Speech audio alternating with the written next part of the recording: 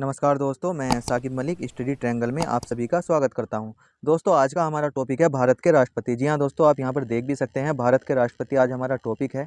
तो दोस्तों, भारत के राष्ट्रपति से बनने वाले जितने भी इंपॉर्टेंट प्रश्न होंगे या इंपॉर्टेंट बातें होंगी, वो सभी हम प्रश्नों के माध्यम से, MCQ के माध्यम से इस क्लास के अंतर्गत समझेंगे। तो दोस्तों, इस क्लास में टॉप 45 प्रश्न को दिया गया है और आपको कमेंट बॉक्स में भी बताना है कि आप इसमें से कितने प्रश्न को सही कर पाए हो। तो दोस्तों, अगर आपका कोई भी एग्जाम है 2023 में होने वाला, जैसे SSC GD के हाल ही में चल रहे हैं, MTS CHSL या CGL के या किसी भी स्टेट एग्जाम की तैयारी आप कर रहे हैं, तो ये क्लास आपके लिए बहुत ज़्यादा इंपॉर्टेंट है और आपकी परीक्षा की दृष्टि से बहुत ज़्यादा जरूरी होने वाली है। तो चलिए स्टार्ट करते हैं। पहला प्रश्न देख लेते हैं आपके सामने क्या है।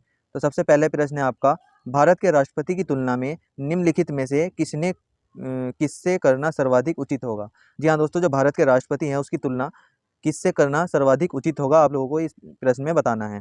अमेरिका के राष्ट्रपति से, फ्रांस के राष्ट्रपति से, ब्रिटेन के सम्राट से या फिर श्रीलंका के राष्ट्रपति से। तो दोस्तों, इस प्रश्न का सही आंसर हो जाएगा आपका ऑप्शन नंबर सी, ब्रिटेन के सम्राट से भारत के राष्ट्रपति की तुलना करना सबसे उचित हो जाएगा। ऑप्शन नंबर सी इसका राइट आंसर हो जाएगा। अगला प्रश्न आपके सामने है, भारत में कार्यपालिका का अध्यक्ष कौन होता है। अगर भारत में कार्यपालिका की अध्यक्ष की बात करते हैं तो राष्ट्रपति भारत में कार्यपालिका का अध्यक्ष होता है। ऑप्शन नंबर ए इसका सही उत्तर हो जाएगा। अगला प्रश्न आपके सामने है, संघ की कार्यपालिका शक्ति निहित होती है। अगर संघ की कार्यपालिका की शक्ति की बात करते हैं तो संघ की कार्यपालिका की शक्ति हमारे राष्ट्रपति में निहित होती है। तो इसका ऑप्शन नंबर बी आपका सही हो जाएगा। अगला प्रश्न आपके सामने है, भारत का राष्ट्रपति। जी हाँ दोस्तों, भारत के राष्ट्रपति में आपको बताना है राज्य का प्रधान होता है, राज्य का प्रधान नहीं होता है, केवल सरकार का प्रधान होता है। तो दोस्तों, मैं आपको बता दूं ऑप्शन नंबर ए इसका सही आंसर हो जाएगा, राज्य का प्रधान होता है। नेक्स्ट है हमारा, भारतीय संविधान के अनुसार देश का प्रथम नागरिक कौन होता है। अगर देश के प्रथम नागरिक की बात करते हैं तो भारतीय संविधान के अनुसार राष्ट्रपति जो है भारत के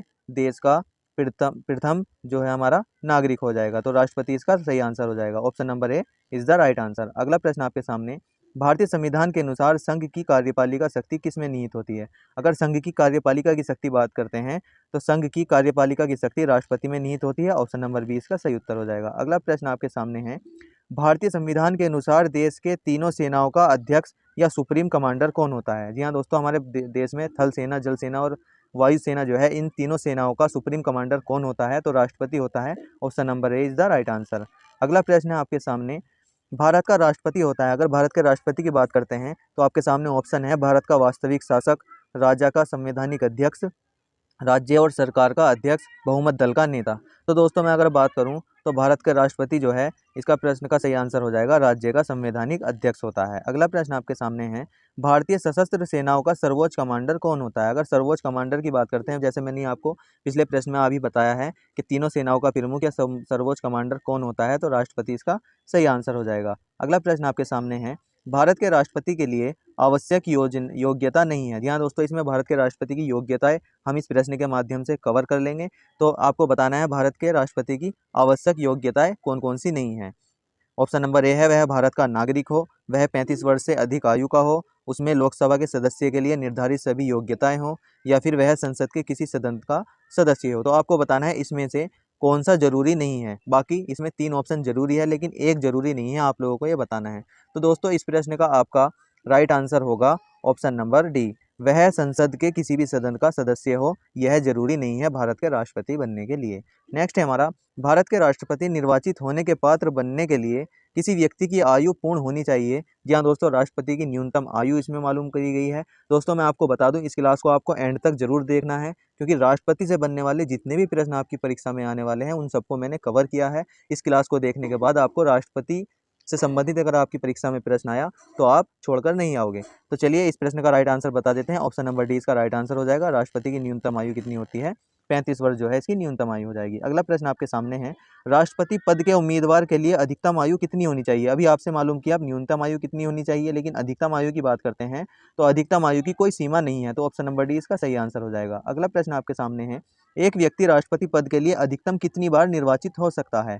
एक व्यक्ति राष्ट्रपति पद के लिए ज़्यादा से ज़्यादा कितनी बार निर्वाचित हो सकता है। तो दोस्तों, इसकी भी कोई सीमा नहीं है। ऑप्शन नंबर डी इसका सही आंसर हो जाएगा। अगला प्रश्न आपके सामने है, राष्ट्रपति का निर्वाचन किस प्रकार से होता है। अगर निर्वाचन की इसकी बात करते हैं तो राष्ट्रपति का निर्वाचन अप्रत्यक्ष रूप से या इनडायरेक्ट रूप से होता है। ऑप्शन नंबर बी इसका सही आंसर हो जाएगा। अगला प्रश्न आपके सामने है, राष्ट्रपति पद के निर्वाचन हेतु कौन सी पद्धति अपनाई जाती है। राष्ट्रपति पद के निर्वाचन के लिए दोस्तों मैं आपको बता दूं समानुपातिक प्रतिनिधित्व एवं एकल संक्रमणीय मत पद्धति को अपनाया जाता है। ऑप्शन नंबर डी इसका राइट आंसर हो जाएगा। अगला प्रश्न है आपके सामने, प्रश्न नंबर 16, राष्ट्रपति पद के चुनाव संबंधी विवाद को किसमें निर्देशित किया जाता है? संसदीय समिति में, लोकसभा अध्यक्ष में, निर्वाचन आयोग में या फिर उच्चतम न्यायालय में? तो ऑप्शन नंबर सी इसका सही आंसर हो जाएगा। नेक्स्ट प्रश्न आपके सामने है, राष्ट्रपति के चुनाव के लिए प्रस्तावक एवं अनुमोदकों की कम से कम कितनी संख्या होनी चाहिए? जी हाँ दोस्तों, जब राष्ट्रपति का चुनाव होता है तो प्रस्तावक और अनुमोदकों की संख्या कितनी कितनी होनी चाहिए? तो कम से कम 50 प्रस्तावक और 50 अनुमोदक होने चाहिए। ऑप्शन नंबर सी इसका राइट आंसर हो जाएगा। नेक्स्ट प्रश्न आपके सामने है, भारत का राष्ट्रपति निर्वाचित होने के लिए निम्नलिखित में से कौन सी बात अयोग्य मानी जाती है? जी हाँ दोस्तों, इसमें भी राष्ट्रपति की योग्यताओं के बारे में ही मालूम किया गया है आपसे। इसमें से आपको बताना है कि कौन सी बात अयोग्य है। तो भारत का नागरिक हो, ये जरूरी है। 35 वर्ष की आयु पूर्ण कर चुका हो, ये भी जरूरी है। लोकसभा का सदस्य निर्वाचित होने के लिए अहिर्थ हो।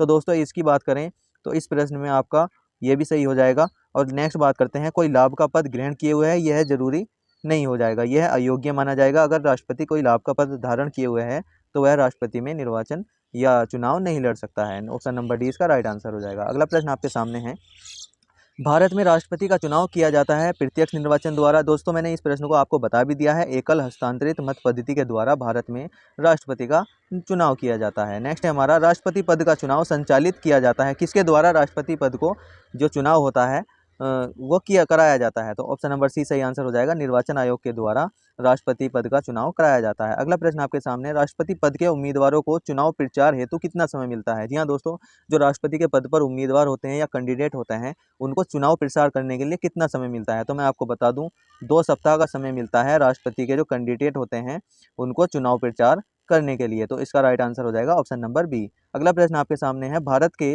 राष्ट्रपति का चुनाव कितने वर्षों के लिए होता है? जी हाँ दोस्तों, भारत का जब राष्ट्रपति का चुनाव हो जाता है तो वह 5 वर्षों के लिए अपने पद पर बना रहता है। 5 वर्ष आपको ये ध्यान रख लेना है। ऑप्शन नंबर बी इसका राइट आंसर है। अगला प्रश्न आपके सामने, किस अनुच्छेद के तहत राष्ट्रपति अपने पद ग्रहण करने की तिथि से 5 वर्ष की अवधि तक अपने पद पर बना रहता है? तो दोस्तों अगर 5 वर्ष की, आपको इसके अवधि के बारे में बताया गया है कि राष्ट्रपति 5 वर्ष की अवधि तक किस अनुच्छेद में बना रहता है, आप लोगों को ये बताना है। तो दोस्तों मैं आप बात करूं तो अनुच्छेद 56 में इस बात का प्रावधान दिया गया है, अनुच्छेद 56 के अंदर, कि राष्ट्रपति 5 वर्ष की अवधि तक रहेगा। ऑप्शन नंबर बी इसका राइट आंसर हो जाएगा। अगला प्रश्न आपके सामने है, भारत के राष्ट्रपति को उसके पद से हटाया जा सकता है, किस प्रकार हटाया जा सकता है? मैं आपको बता दूं, महाभियोग लाकर राष्ट्रपति को उसके पद से हटाया जाता है। कौन हटा सकता है? भारत के प्रधानमंत्री के द्वारा, लोकसभा के द्वारा, भारत के मुख्य न्यायाधीश के द्वारा या फिर संसद के द्वारा?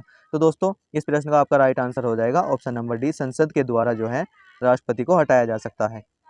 संविधान के उल्लंघन के लिए राष्ट्रपति के विरुद्ध अभियोग या महाभियोग कार्यवाही किसमें शुरू की जाती है? तो मैं आपको बता दूं, संसद के द्वारा शुरू की जाती है और संसद के किसी भी सदन से महाभियोग की प्रक्रिया को शुरू कर सकते हैं। ऑप्शन नंबर सी इसका सही आंसर हो जाएगा। अगला प्रश्न आपके सामने है, राष्ट्रपति पर जो महाभियोग किस आधार पर लगाया जाता है? जी हाँ दोस्तों, राष्ट्रपति को जो पद से हटाने के लिए महाभियोग लगाया जाता है वह किस आधार पर लगाया जाता है? तो मैं आपको बता दूं, संविधान के अतिक्रमण करने पर जो है राष्ट्रपति पर महाभियोग लगाया जा सकता है। ऑप्शन नंबर बी इसका राइट आंसर है। अगला प्रश्न आपके सामने, राष्ट्रपति पर महाभियोग की प्रक्रिया किस देश से ली गई है? तो इस प्रश्न का आपका सही आंसर होगा, राष्ट्रपति पर महाभियोग की प्रक्रिया अमेरिका से ली गई है। ऑप्शन नंबर ए इसका सही आंसर हो जाएगा। अगला प्रश्न है, राष्ट्रपति संविधान के किस अनुच्छेद के तहत भारत के मुख्य न्यायाधीश के समक्ष शपथ ग्रहण करता है? तो अनुच्छेद 60 के तहत राष्ट्रपति शपथ ग्रहण करता है या इसकी शपथ का प्रावधान अनुच्छेद 7 के अंतर्गत हो जाएगा।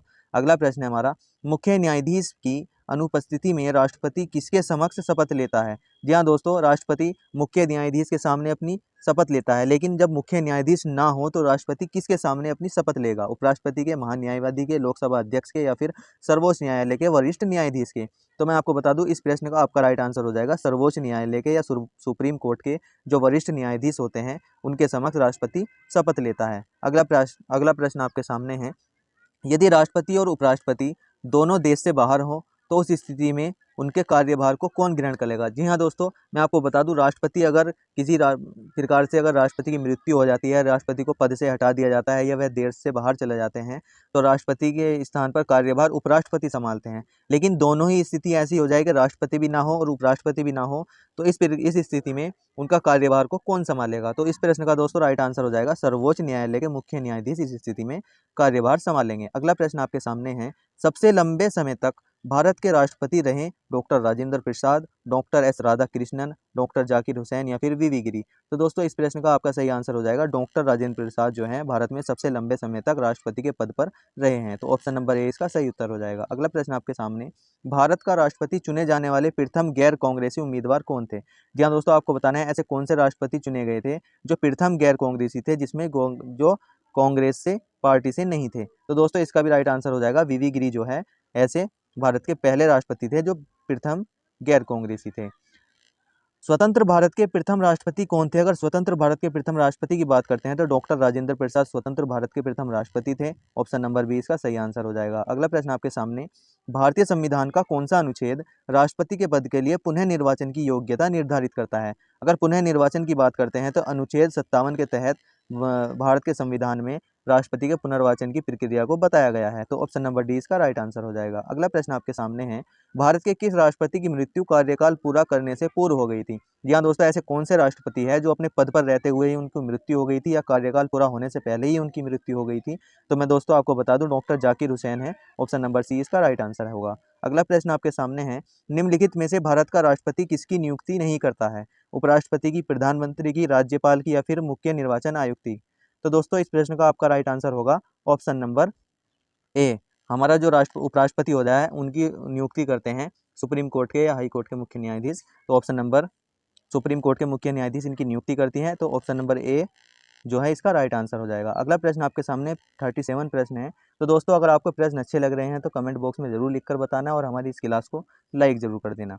निम्नलिखित में से किसकी नियुक्ति भारत का राष्ट्रपति करता है? यहाँ दोस्तों राष्ट्रपति कुछ नियुक्तियां करता है, तो आपको बताना है किस किस की नियुक्ति भारत का राष्ट्रपति करता है। तो भारत का राष्ट्रपति भारत के महान्यायवादी की नियुक्ति भी करता है, नियंत्रक एवं महालेखा परीक्षक की नियुक्ति करता है, एक राज्य के राज्यपाल की नियुक्ति करता है। तो दोस्तों उपरोक्त सभी इसका राइट आंसर हो जाएगा। ऑप्शन नंबर डी सही हो जाएगा। अगला प्रश्न आपके सामने है प्रश्न नंबर 38, किसी भी अभियुक्त की फांसी की सजा को बदलने या कम करने का अधिकार किसे दिया गया है? किसी व्यक्ति को अगर फांसी की सजा दी गई है, उसको बदलने का या कम करने का अधिकार किसको है? तो राष्ट्रपति को है। ऑप्शन नंबर ए इसका राइट आंसर हो जाएगा। इसको हम क्षमादान की शक्ति भी बोलते हैं, जो अनुच्छेद 72 के अंतर्गत बताया गया है। नेक्स्ट है हमारा, संविधान, भारतीय संविधान का कौन सा अनुच्छेद राष्ट्रपति को उच्चतम न्यायालय से परामर्श करने की शक्ति प्रदान करता है? जी हाँ दोस्तों, जो हमारे भारत के राष्ट्रपति हैं वे सुप्रीम कोर्ट के जो मुख्य न्यायाधीश या सुप्रीम कोर्ट से परामर्श लेने की शक्ति प्रदान है उनके पास। तो वह किस अनुच्छेद के अंतर्गत है आप लोगों को ये बताना है। तो मैं आपको बता दूं ऑप्शन नंबर सी इसका राइट आंसर हो जाएगा। अनुच्छेद 143 के तहत राष्ट्रपति जो है सुप्रीम कोर्ट से परामर्श ले सकता है। नेक्स्ट है हमारा, राष्ट्रपति निम्न में से किस सूची में विषय पर अध्यादेश जारी करता है? ऐसी कौन सी सूची का विषय है जिस पर राष्ट्रपति अध्यादेश जारी करता है? तो मैं आपको बता दूं संघ एवं समवर्ती सूची, ये दोनों सूचियां ऐसी हैं जो राष्ट्रपति अध्यादेश जारी कर सकता है। नेक्स्ट है हमारा, संविधान के अनुच्छेद 124 के अंतर्गत राष्ट्रपति निम्नलिखित में से क्या कर सकता है? जी हाँ दोस्तों, अनुच्छेद 124 में क्या प्रावधान किए गए हैं राष्ट्रपति के लिए, ये आपको बताना है। तो दोस्तों इस प्रश्न का आपका राइट आंसर हो जाएगा, सर्वोच्च न्यायालय के न्यायाधीशों की नियुक्ति कौन करता है? राष्ट्रपति करता है, अनुच्छेद 124 के तहत। अगला प्रश्न आपके सामने है, लोकसभा निम्नलिखित में से किसके द्वारा भंग की जाती है? अगर लोकसभा भंग करने की बात है तो प्रधानमंत्री के परामर्श पर राष्ट्रपति के द्वारा लोकसभा को भंग कर दिया जाता है। अगला प्रश्न आपके सामने प्रश्न नंबर 43, राष्ट्रपति संविधान के किस अनुच्छेद के अंतर्गत अध्यादेश जारी करता है? अगर अध्यादेश जारी करने की बात करें तो अनुच्छेद 123 के तहत अध्यादेश को जारी किया जाता है। ऑप्शन नंबर सी इसका राइट आंसर हो जाएगा। अगला प्रश्न है आपके सामने, भारत का राष्ट्रपति किसका एक अभिन्न अंग है? अगर भारत के राष्ट्रपति की बात करते हैं तो भारत का राष्ट्रपति संसद का एक अधिक अभिन्न अंग है। अगर संसद की बात करें हम तो संसद लोकसभा, राज्यसभा और राष्ट्रपति इन तीनों से मिलकर ही संसद का विकास होता है। तो ऑप्शन नंबर ए इसका सही आंसर हो जाएगा। Option number A. Option next है हमारा, ये प्रश्न आपके लास्ट प्रश्न हो जाएगा आपकी क्लास का, दो अवधि के लिए भारत के राष्ट्रपति कौन थे? दो अवधि के लिए भारत के राष्ट्रपति कौन थे या दो बार भारत के राष्ट्रपति कौन बने थे, ये आप लोगों को ये बता देना है। तो ऑप्शन नंबर बी इसका सही आंसर हो जाएगा। डॉक्टर राजेंद्र प्रसाद जी जो हैं लगातार दो बार भारत के राष्ट्रपति बने या दो अवधि के लिए भारत के राष्ट्रपति थे। तो ऑप्शन नंबर बी इसका सही आंसर हो जाएगा। तो दोस्तों मैं आपको भारत के राष्ट्रपति से बनने वाले जितने भी टॉप 45 प्रश्न थे जो आपकी परीक्षा की दृष्टि से बहुत ज़्यादा इंपॉर्टेंट थे, तो दोस्तों मैं आपको बताऊं, अगर आपकी परीक्षा में राष्ट्रपति से संबंधित कोई भी एक सिंगल प्रश्न आता है तो आप उसको जरूर सही कर आओगे, क्योंकि इन 45 प्रश्नों में मैंने राष्ट्रपति से बनने वाली सभी बातों को कवर किया है। तो दोस्तों अगर आपको वीडियो अच्छी लगी है तो वीडियो को लाइक ज़रूर करना और शेयर ज़रूर करना, और हमारे चैनल पर अगर आप पहली बार आए हैं तो चैनल को सब्सक्राइब ज़रूर करना, जिससे आने वाले टाइम में आपके एग्ज़ाम की बेहतर तैयारी हो पाए और आपको हर वीडियो का नोटिफिकेशन पहुँच पाए। तो धन्यवाद दोस्तों, जय हिंद।